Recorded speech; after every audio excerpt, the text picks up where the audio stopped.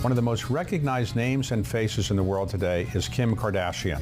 She has more than 365 million Instagram followers. I don't have any Instagram followers.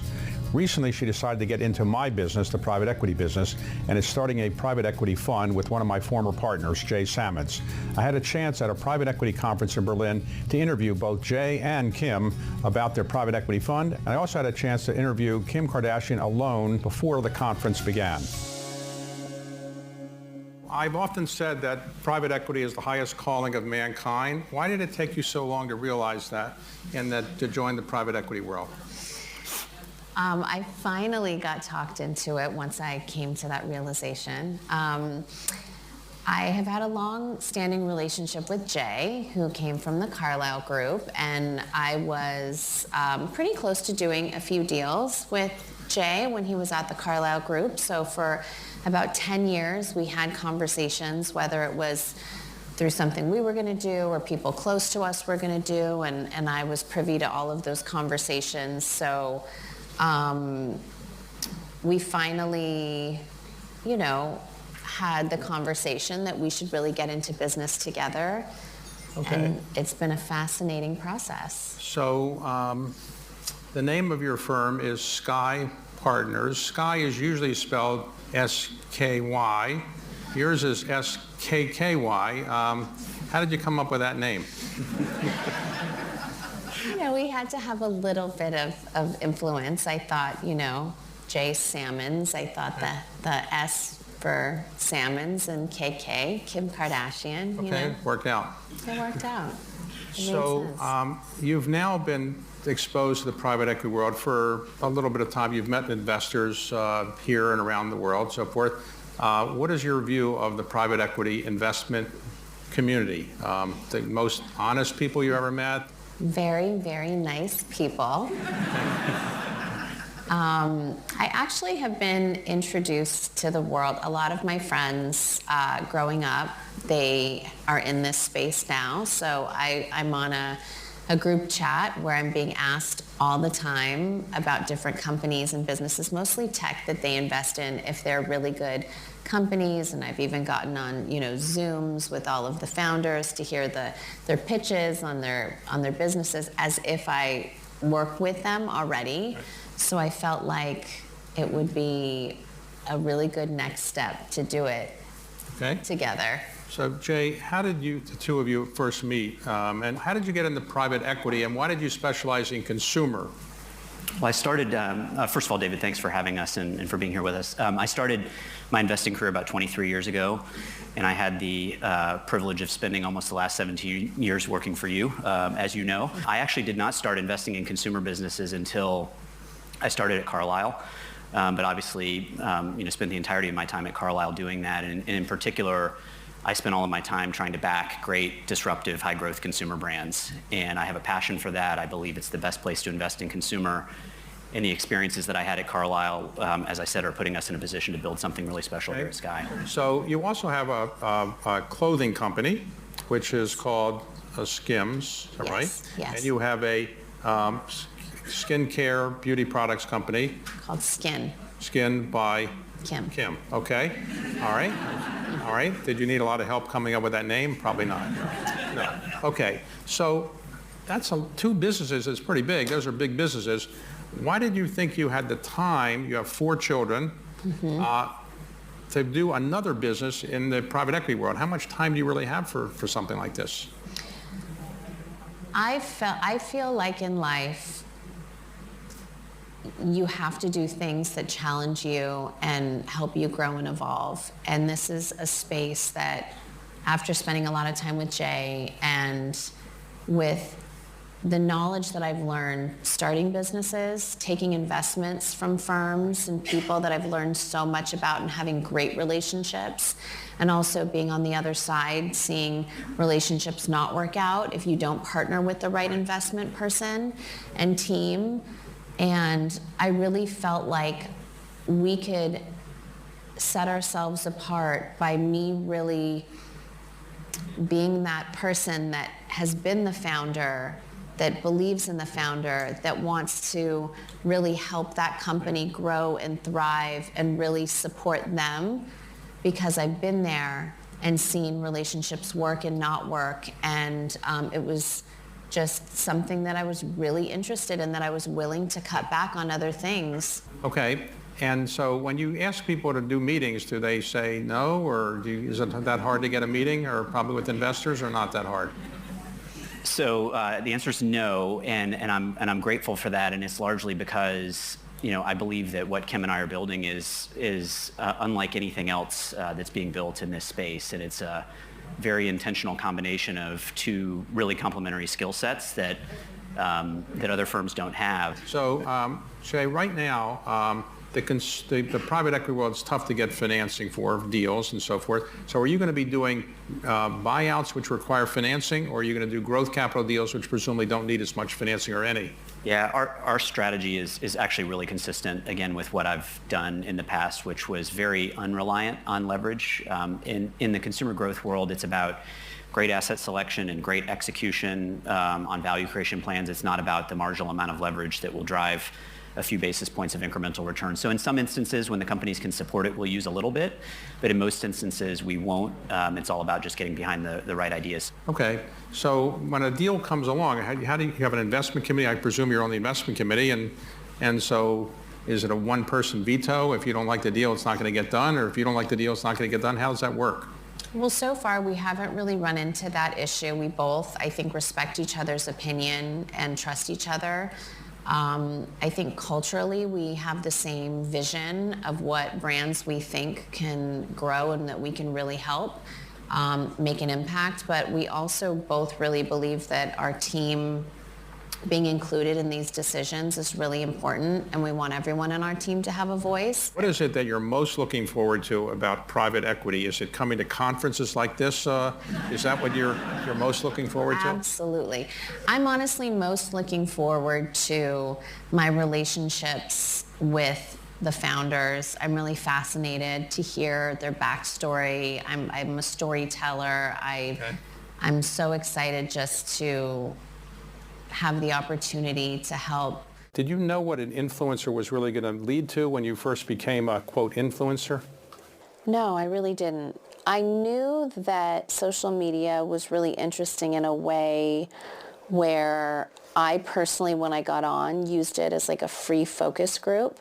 When I had questions about, I was launching my first product ever, which was a fragrance, and I needed opinions, and I went to Twitter. I remember Twitter was like the first real platform besides MySpace, which at that time an influencer wasn't even in the mindset. Same with Twitter, really, for a while.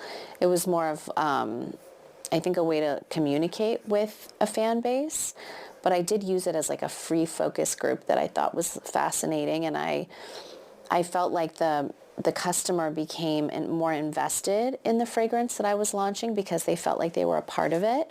And I just thought that was really interesting. And I didn't quite at that time, though, realize what a tool social media would be for business. Now, you've built several businesses. When you were building them, people would say, well, she can't really build a fragrance business, or she can't really build a clothing business because she doesn't have a background in that, but they turned out to be extremely successful. So did people not thinking you could do it urge you to make it even more successful, or were you nervous that maybe they were right and you couldn't build those businesses? Or how did you feel about it when you were building these businesses from scratch? I definitely always took the doubt as motivation. I always felt like, and still do, always feel a bit insecure about it. Confident in the brand. I love creating a brand and launching a brand and the whole process of it. I always have those, I think, healthy nerves when you're launching something, especially on a launch day or a product launch day. But I've always felt the doubt, and I've always just taken that as motivation to have me focus more and work harder, and felt like I had more to prove. So nobody can build a business or run a business by themselves, so you have to hire people and get people around you from time to time for your businesses. How do you select who you're going to hire, and do you ever have to fire anybody and say, well, you were good but not quite good enough? Yes, I have a great team and a small team. And the firing's really difficult for me, so I always have someone else do it. It's really, really hard for me, unless it's someone that works in my household and I have a personal relationship with them. Obviously, I would give them the respect to do that. But I have a small team. When I started my beauty business, when we started Skims, my business, everything that I do starts with a really selective in-house team. Even from my business manager, everyone is just someone that I've taken a lot of time to get to know, I trust, and a good community relationship within my office and within my house staff. Everywhere is the most important thing. And you test all the products yourself? In other words, if it's a beauty product or something, you always test it? Oh, everything. Yes. I'm so hands-on. I'm so involved. I mean, to this day for Skims, I'm still our fit model, which we have like a group of fit models, and I'll know the collection that I didn't fit for. I'm very specific on how things fit, and I pick the fabrics, I come up with all of the marketing. So with Skims and my beauty brand Skin, I do every last thing from packaging design to helping with the fonts and every campaign, every photographer we pick, every formula of every product. I mean, I have to be involved 100%. So many people would say in one family you probably can't have too many talented business people. In your family, you seem to have a lot of talented business people. So is there a competition between you and your sisters, or you're so friendly there's no competition? Even like Kylie and I are both in the beauty business, and we don't compete. We feel like we have two totally different brands and two totally different demographics. So I would say we don't really compete in that way. If anything, we would motivate each other, and even we work on everything really privately and don't really communicate with each other about, what we're launching and what our campaigns look like. I mean, if we're really excited about something, we'll share the process, but it's really rare that we do that now, and we don't really compete like that. I think we all just really focus and do our own thing. So your mother has been involved with your career as well, and your mother is involved, I guess, with your sister's careers as well. So is she a superstar business manager or impresario, or how did she manage to keep all of the children happy and have them each have their own career and own businesses and still be so close to them? She's definitely the smartest woman I know, and it really started for her. She was a housewife when she was married to my dad, and she raised the four of us, and then when she married my stepdad, she became his agent and manager and got her agent license and figured it out and really helped that, and then it bled into wanting to help her children when the time was right and when our career started. So I ask her all the time how she manages 6 kids, and we all have very similar lives, but I find it really interesting that a lot of people call her to want to get her to be their manager, and she just, her heart is with her children. So I think it's a different kind of love and motivation, but she completely has helped us all figure it out. We come to her for every ounce of advice, and she's really been so great at managing all of us. But she's also really good at being the best mom, and even maybe a manager would push for one decision, she'll push for a mom decision first. So you were very close to your father, who passed away at a very young age of cancer. He was a lawyer, well-known lawyer. Did that motivate you to want to go and become a lawyer yourself? Absolutely. I mean, I think just seeing him every day, he would get up, be on his way to work, drop us off at school, see him, go to work, come home for dinner. I saw how hard he worked, and I saw just his work ethic that really drove me, and especially his law studies, I think really inspired me. We talked about it. I mean, he passed away when I was 22, so I was in college, and we talked about my path in college, and he was really realistic with me. I did not like school, and he said, I just don't think that I don't think you want to do this full time. I really want you to think about this. But if you stay in school, I will, help with your apartment. And it was like a trade-off that he would help.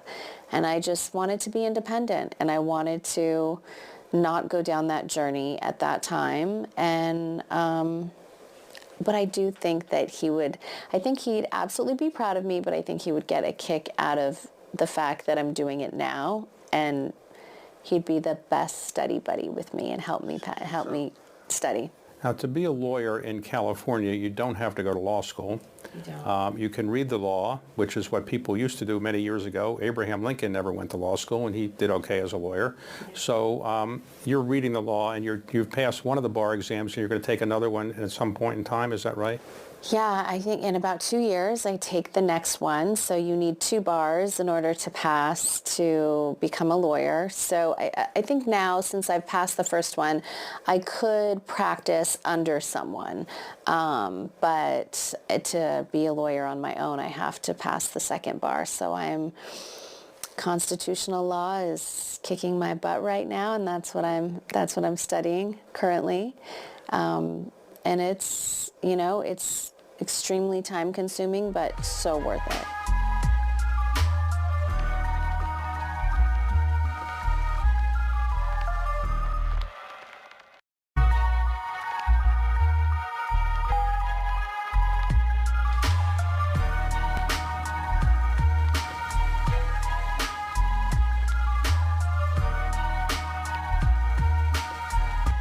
So as you become so well known, I think you have more Twitter followers than probably almost anybody in the world. Twitter followers, Instagram followers. You have something like 350 million Instagram followers. Is that the right number? Something like that? 359. 359 million. I have zero. I have no Instagram followers. I'm afraid to be on Instagram because I wouldn't have any followers. But you have 359 million. So when you go to a restaurant or you go out in the public anywhere, can you ever be not bothered by people who want to take your picture, want a selfie, want an autograph? How do you deal with all that? I think, depending where you go, you really have to know where to go, and you definitely can get away with that sometimes, but you also have to understand when you're going out in public, that's just kind of, I guess, what comes along with the territory. I love to travel the world. If I go to Japan, no one will ask. Their culture is very different.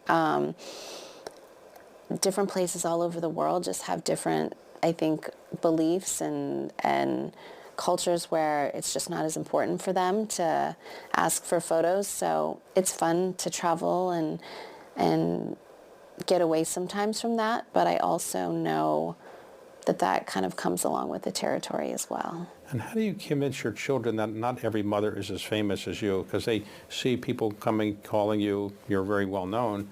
How do you convince your children that not every mother is that way, and therefore they have to live a life that may be a little bit different than the one you're living? Well, I think that they really do understand that every family is different. I mean, even within my sisters, other sisters have different rules, snacks that they can eat, snacks we can eat, shows they can watch, So we do talk about different families and different rules all the time. I think that they grew up seeing a lot, and, whether they were at their dad's, big events or at filming, with me and seeing stuff. I think they just have known, and we've been really open and honest with them about our lives and how big it is and how different it is, and let's be positive and think of all of the good positive things and just try to give them amazing experiences. But they are also so normal and well-grounded that I'm so happy that they have a group of cousins that can all relate, and that we all live in the same gated community, and they ride bikes to each other's houses and scooters. And I mean, they're the most normal, well-adjusted kids, and it just makes me so happy. And as a mom, you just feel like you're doing something right when your kids are happy. When you were growing up and you were a little girl, the age of your children, could everybody pronounce the name Kardashian then? Because No. Now it's a well-known name, but I imagine people said pronounce it incorrectly then. Did you correct them, or was everybody pronouncing it correctly then? No, I remember then I would laugh with my dad about this. During the OJ trial, when reporters would always say his name, they would always get it wrong and say different versions of it. And my dad told me a story that when the Armenians came over to America, they usually took off the IAN off their last name. So anyone with IAN, they're Armenian. And so, our last name would be like Kardashian. And he just would always say, just never take the IAN off your last name. Like, it's okay if they mispronounce it. But we would laugh all the time that no one can get our last name. And now it seems really simple. Well, you and your mother and your sisters and your whole family became famous initially, I think, with a TV show called Keeping Up with the Kardashians. Is that what it was called? Yes. So when you were first approached about that, did you roll your eyes and say, I don't want to do a reality TV show, or do you say, no, this is going to be great, we're going to be famous because of this? Or how did you get the idea, or who came to you with the idea? And did all of you want to do it unanimously, or all of you say maybe not? Yeah, well, when I remember so vividly being at my best friend's house, 1989, so I was 9 years old, and the show The Real World launched. And I looked at my best friend and I said, that's it. I have to be on a reality show. And she said, I go, that's what I want to do when I grow up. And she said, okay, well, when we're 18, we'll make a audition tape for The Real World. And she goes, I don't want to be on, but I'll be your manager. And her dad's a manager. And we laugh now at our conversation then. And the show came about because Kathy Lee Gifford is one of my mom's closest friends. And when she'd come in town and stay with us, she would just laugh and say, you guys are a reality show. What you guys are talking about, fighting about, how you guys live your life, this has to be a reality show. And we called Ryan Seacrest, got connected to him, met with the E! Network, and our show was on the air. We started filming a week later. I think we were a filler show for a show that fell out of production, and they needed something quickly, and we just started filming. We thought we'd be on for maybe a season or two, and we did 20 seasons of Keeping Up with the Kardashians, 10 spin-offs, and now we're in filming season 4 of the Kardashians, which is basically the same thing, just on a streaming on Hulu. When I was 9 years old, I wanted to be a Major League Baseball player. That didn't work out for me, but usually when you want something at 9, it doesn't usually work out, but I guess it worked out for you and your sister. I was determined. They didn't care, and they didn't want to do it, but I talked them into it by saying that we had a clothing store, and I said, you guys, this would be the best promotion for our clothing store. We should really consider this, and that got them hooked. Worked out. It did.